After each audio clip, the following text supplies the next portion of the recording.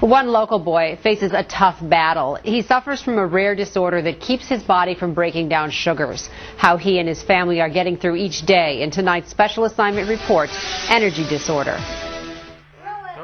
At nearly 2 years old, Anthony Quant looks and acts like any other toddler his age. But Anthony suffers from a rare genetic disorder called glycogen storage disease. Glycogen is a form of stored sugars in our body. And in these conditions, the body, once it stores those sugars, many times has difficulty breaking them down and getting them into the blood circulation. Anthony's parents, Shane and Tara Lee, are both GSD carriers, meaning any of their children will have a 25% chance of being born with the disorder. It's considered an orphan disease, and people we do tell, they ask us what's involved. We tell them basically we treat it by dietary means, and then they think, oh, that's no big deal, but there's so many other issues we have to worry about. Because his body doesn't break down sugars the way it should, Anthony's parents have to pay careful attention to what goes in his mouth.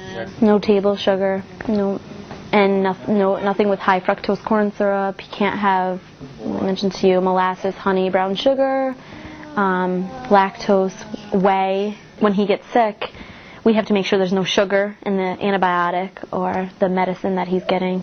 Well, Anthony has to avoid a tremendous amount of sugars in his diet.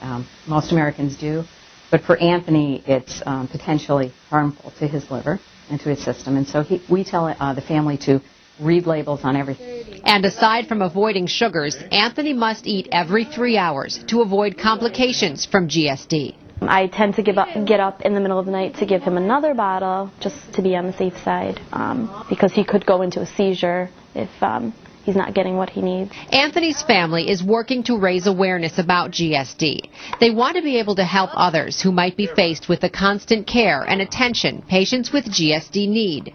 But I also created a website, one to meet people throughout the world or country that have children with GSD.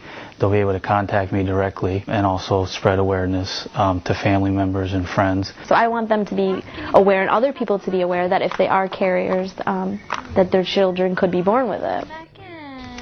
Now here's some good news. Research is being done to study and improve the function of the enzyme that causes GSD. If you'd like more information, you can log on to our website, fox23news.com. We have links there to the National Glycogen Storage Disease website and to the website Anthony's father has created to raise awareness as well.